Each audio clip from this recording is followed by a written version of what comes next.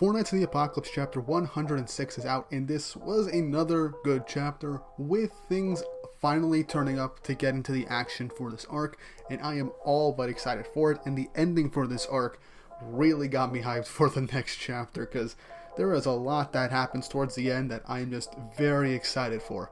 And we also get a bit of Percival and Naziennes reminiscing about previous arcs and Percival's actions, which we're going to cover in a second. But it's just nice that we get some things brought back up for Percival and how his character ends up being in this arc and how he is in the series as a whole. But enough meandering, let's just hit the intro and get right into the chapter.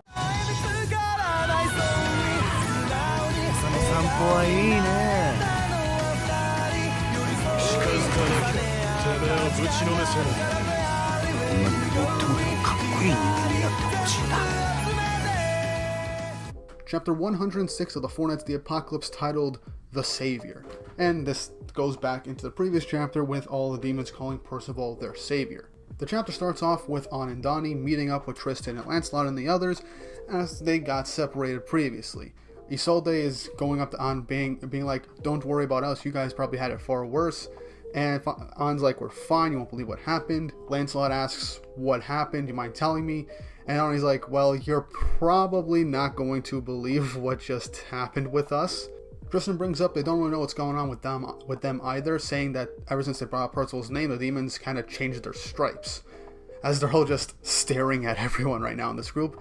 As Donnie's like, well, yeah, I think that Percival came here before or something, which kind of shocks Tristan, and apparently also mentions that he knows the Demon King also. Lance then asks where Percival is, as Donnie just says, well, we kind of got some bad news for you, as they hear that Percival lost a piece of the Covenant of Eternal Darkness, and they're not panicking, but they're like, of all the things to lose, he had to lose that. Something so vital. And I couldn't help but laugh with this panel. They're not just outright panicking, but the fact that they're just like, God damn it, Percival, why? It's just hilarious. I love the reactions to it. But An brings up that they don't see Gawain anywhere, and yeah, they haven't seen Gawain ever since they fell down. As we then cut to Percival and Naziennes with the demons searching around for the sword, with Percival trying to find it. The demons are asking what happens if they can't find the Covenant of Eternal Darkness. What'll happen to us, as the Grey Demon in the back in the demon language states that we might become sealed away again. Percival goes up and says, I'm really sorry guys, I promise that I'll get it back soon. They look at Percival and are like, we don't mind that at all. We all owe you a huge favor after all. And it's Naziennes wondering what the heck did Percival do to get their favor or something. How are they related in any way? Then the mini Percival signal to Percival and everyone that they seemingly found the Percival sword, as Percival goes up to them and he finds a wounded knight that isn't from the Demon Clan. As we see a full page of this knight just battered and bruised and broken on the ground with an indent showing that they most likely fell. We then get their POV, as they're like, I can't breathe, I fell from there, all my bones are broken. As Percival goes up, hey, are you okay? This isn't looking good. As the knight realizes who Percival is just by his hair color and how it's like, as Percival says, I'll get you fixed up in an instant. But Naziennes mentions to Percival not to heal them right now because, well, the staff next to them with hideous magic, it's a chaos staff.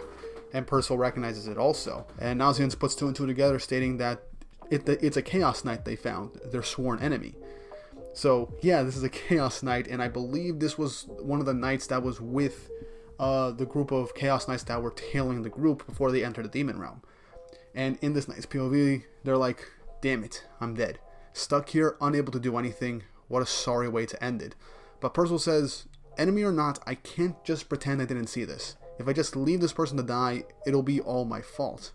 And Percival goes up to the knight's shock also to try and heal it, but Naziennes stops him, stating, I know how kind-hearted you are, but don't you recall what Lancelot asked us back in the Entangled Forest? You think they'll have a change of heart if you show them pity? You know, and stuff?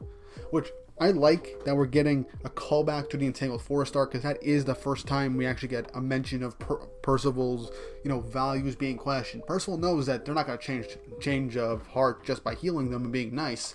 Hell, they literally betrayed them and attacked them all over again regardless. And Naziennes even brings up, do I have to remind you what they did to us? They killed Jade, one of our own. So yeah, that kind of hits home, and Naziennes gasps, looking at Percival with a sad face as the demons are surrounding them. Now this scene, I'm not sure how this is going to play out. I'm pretty sure the demons, while they are kind of, hesitant about everything, they do want to stick with Percival regardless due to how much he's helped them in the past. Plus, I doubt one Chaos Knight can take on all these demons, but then again, this is a strong knight that was put together by someone Arthur trusted to put together a strong band of knights. So yeah, I don't think it's a good idea for Percival to help this Chaos Knight. Maybe tie them up, but they don't know what their magic power is, so best to be safe. And Nazians brings up a good point. But yeah, the demons are around the two of them as they're around this Chaos Knight, so I'm curious to see what's going to happen there. Either the Chaos Knight will get a change of heart, which maybe not. They're not all like Ardberg from a couple of arcs ago, from like 2 years ago. But then again, you never know what is going to happen in this series, so things could end up changing for the better for all we know. We then go back to the Beehive entranceway from where we entered the demon realm from, as one of the knights uses their telescope to look around, seeing all the demons, where Percival and the others are, but don't really see Percival and Nazians. As he mentions, no doubt about it, we've managed to tail them all the way into demon territory. There's a whole gaggle of them underneath that honeycomb thing we came out of. As we get a 2-page spread showcasing all the knights talking to each other and going over their situation. One asks, "Are you shaking?" The one with the old school gladiator helmet says, "Sir, I'm not, sir."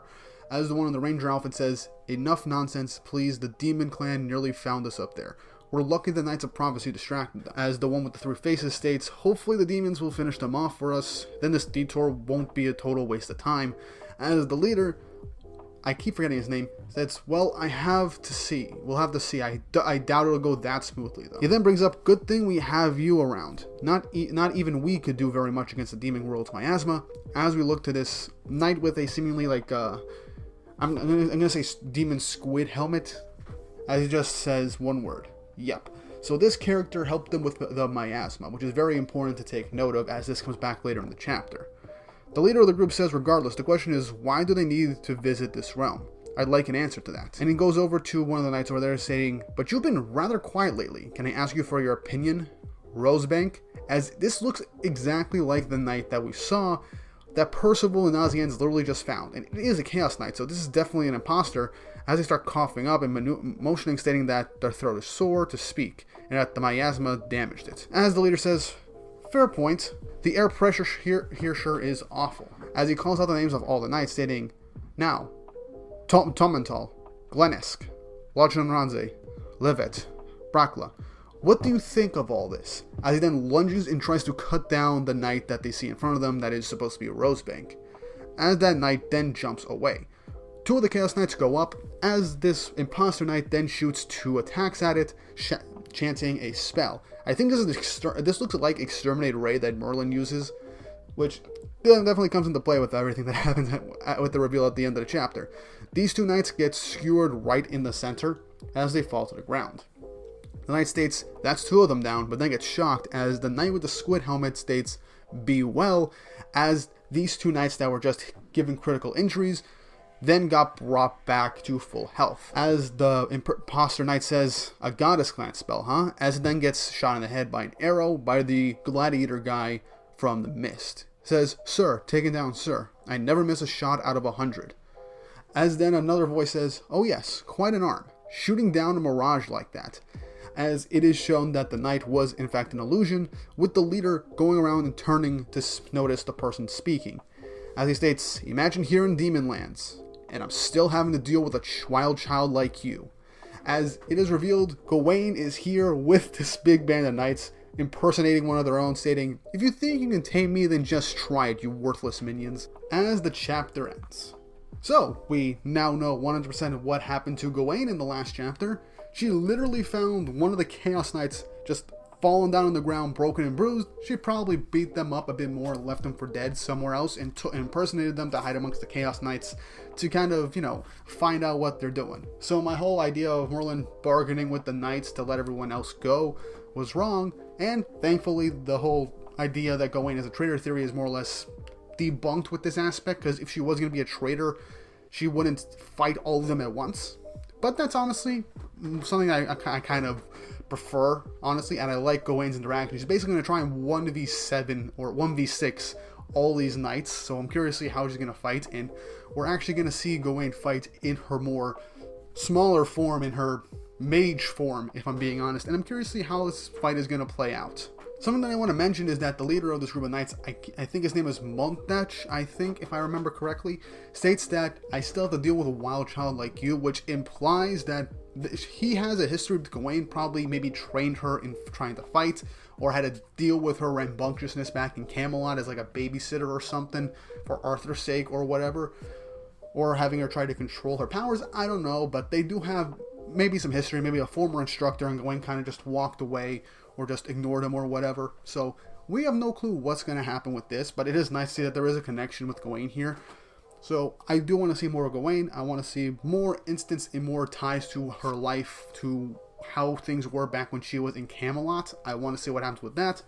I'm also curious to see what's going to happen with Percival right now, because he does want to heal someone who is their enemy, who is most likely going to attack them the second he heals them. And even with Nazianz calling back to the Entangled Forest, where Percival led one of the knights that was sent to literally kill them, walk away, critically injured, but to escape, and then later come back to attack them all at once.